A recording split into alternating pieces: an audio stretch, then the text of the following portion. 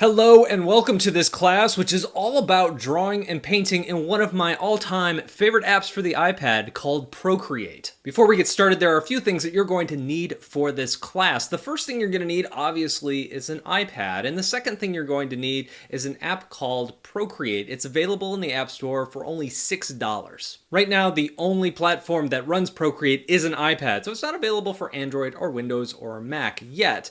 So right now, what we're really focused on is this idea of drawing on an iPad. There are a lot of other drawing apps available for the iPad, apps like Medibang Paint or Paper by 53.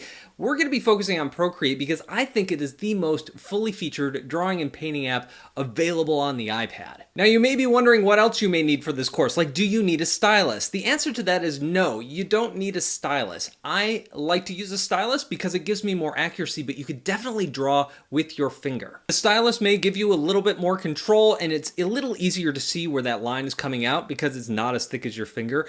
I like to use the Apple Pencil. That's only available for the iPad Pro. There are other styluses available for older iPads as well. For example, this one is called the Adonit Pixel. It's a very good stylus and it's kind of pricey, and it uses Bluetooth features to give you things like pressure sensitivity, which makes the lines either darker or lighter depending on how hard you press. And there are a whole lot of styluses you're going to be able to find for under $10 that don't have a lot of those Bluetooth technologies. You can find those in your local office stores or you can find them on Amazon.com.